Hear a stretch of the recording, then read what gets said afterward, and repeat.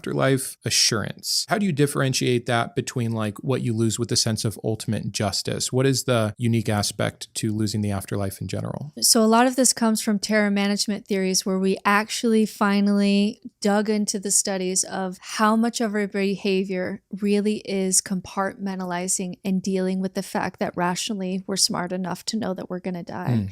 And it was shocking how much of our behavior at root level is sneaky ways that we cheat death. So if you remind people that they're going to die, they'll act differently. They will sit closer to their tribe and be more judgmental of other tribes, because we want our culture to survive. Because if our culture survives, then our lives have meaning. And we start talking about legacy, or we want something to outlive us. Hamilton says, God help and forgive me. I want to build something that's going to outlive me. This is our fear of death. And then we'll talk about children, or we will also do more numbing behaviors. People will shop more if they're reminded that they're going to die. There's so much going on underneath the surface of our attention that is really death management, dealing with our anxieties that we know that people around us are going to die and we're going to die. And we compartmentalize that so deeply into our subconscious that we're actually surprised when people die. And I love this line on Sherlock. Sherlock's like, why are people surprised when people die? It's the only thing that people consistently do. And so, but it's almost like a shock to us when someone dies, because we've compartmentalized this so deeply. So what happens then if we lose our afterlife insurance is all of a sudden now at 40 years old with no tools, you have to face the fact for the first time that you're going to die. Wow, I see. And that can be very difficult for people. And some people will say, hey, it's not rational. Like, I know that I'm going to die and maybe it's not going to be bad in the next life, but their brain will think of just floating in nothingness and floating in the abyss. People have very strong fears about that. People will still have fears of hell. People will have fears of not existing, or the process of death, or just the fear of not knowing when it's going to happen. There's so much fear involved in humans getting smart enough to realize that they're going to die. And really our first signs of religion, burying people with things that had value to the living, but we're burying with the dead, shows up when we seem to be smart enough to know that we're going to die. We need tools for that. Otherwise, you're just faced head on with death anxiety, and we do not function well with it, which is why we developed these stories in religion in the first place. We do a lot of sneaky things in our brain to not think about death. We have to provide tools to be able to face our fear of death so that death becomes a friend. It's absolutely fascinating. I think it's one of the topics I love the most, and I'd almost want to schedule a second podcast to go deeper into all this terror management theory and death anxiety. I notice it in myself. I've gone through, of course, all of my own evolutions of existential dread. And even when I think I'm okay with the concept of dying, and I really actually do believe that non-existence is so much better than any offered afterlife that I've heard of so far, at least, I'm on board with that. And yet still, as you talk about these sneaky things our brain does, I immediately, after having thoughts like that, even right now, go into things like, but my children will remember me well like this, or, maybe there will be that leftover from the person I helped and then they help their kids and I'll live on in this way. We seek it so bad. And maybe instead of like this seeking for meaning, it is, or at least in balance with this death anxiety. I'm curious, without offering some compensation of afterlife, the only thing I've read about lately that has really reduced death anxiety is psychedelics being used correctly, which is a whole nother topic. But from your research, obviously you brought this up as an issue, what are the things we can do for that 40-year-old facing this for the first time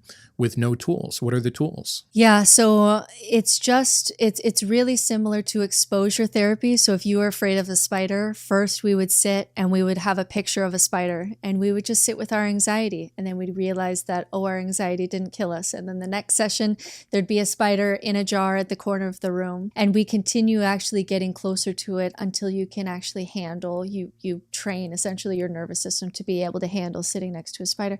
And we do the same thing with death. We actually have to get closer to it. So some sects of Buddhism, for example, have you meditate next to varying levels of decomposing corpses. And you just sit there and you just have to face that and you have to sit in your feelings. And some sects of Buddhism even will remind you 6 times a day. It's almost like a Muslim 5 times a day, but it's 6 times a day you are reminded of death. And so there's actually apps you can get that will remind you however many times that you want that you're going to die, because this is a tool that helps you get closer to this. And when you get closer and actually realize that your fears around death aren't going to actually kill you, you can actually have death become a friend, which is death is the thing that laser focuses your life on what you want to be spending your life on. Yeah. Because the worst thing that happens to humans is to be on your deathbed and realize I was never awake for any of this. You know, I was just kind of doing what I was expected to do. And I really would have done my life a lot differently. That pain is the pain that we can avoid by actually dying today and saying, okay, but I apparently am not dead yet. What do I want to do today? I want to tell the people around me that I love them. I want to have conversations like this just because I enjoy them, not because, you know, they're going to be treasured forever and people are going to be listening to them thousands of years from now. No, probably not. But just because I'm enjoying the hell out of the conversation. So it becomes this friend where your death anxiety decreases because you've gotten closer to it. You've done some exposure therapy, and you've also allowed it then to change you, to have it be a friend that focuses your life and helps you to be more brave in your authentic life that you want to experience at the level of experience. And that's how death becomes a friend. I love that so much. Again, I apologize because I keep bringing it back to the anecdotal, but one of the things I try to do on my channel is show the flaws, show my weaknesses, and then show things that have helped as well. The biggest, and I'm certain of this, the biggest change I had as a parent, and I think it's similar to what we're talking about here. You know, I've read Meditations from Aurelius so many times, and I think there's actually better Stoic material out there now.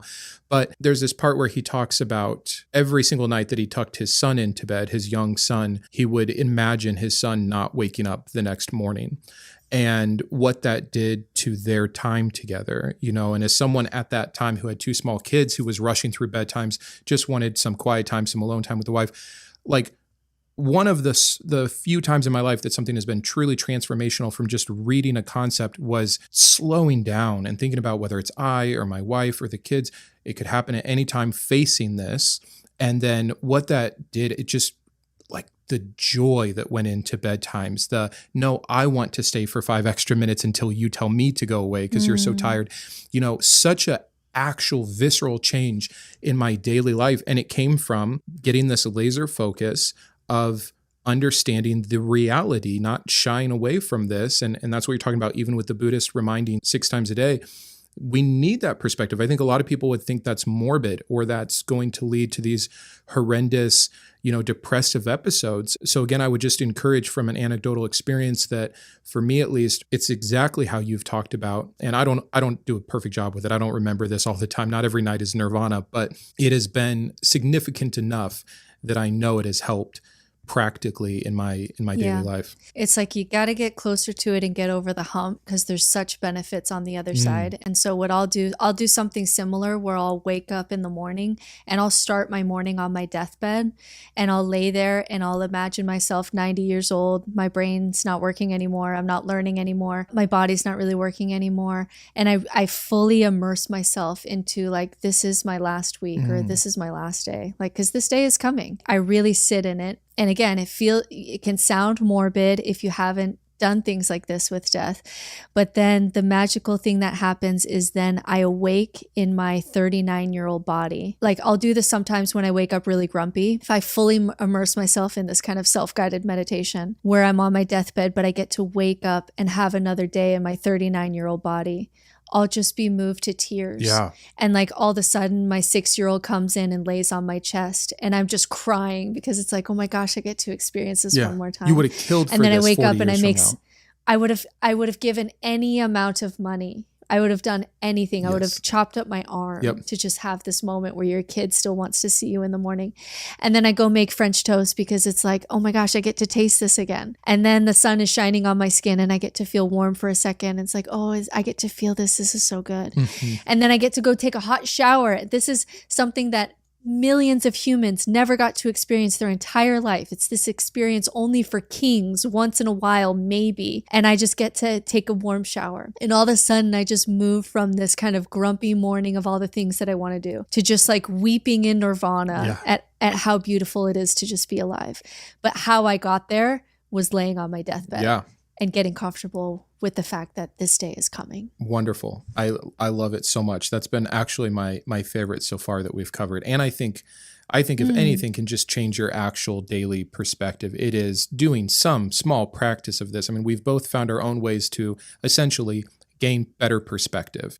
And that is something that without being intentional about, it will just pass you by. And it's another 10 years later and you've been sad or depressed or anxious or worried or fearful. And some of that is out of our control to a chemical level, but there are things we can do to really benefit our daily life, and I love that. I wanted to personally thank my top tiers of support: my Iconoclast, Ann, Boris, Grant, GVI, Jimmy, Joe, Kitboga, yes, the Kitboga, Matthew, Perry, and Shawn. My Humanist heroes: Chris, Christian, Craig, James, Jarrod, Kristi, and Matthew. My Atheist advocates: Aquitar, Caleb, Dakota, Dan, Drew, Jeff, Jeffrey, Jeremy, Jugs, Julie, Malcom, Paul, Sparky, and Thomas, as well as all of my secular scholar patrons.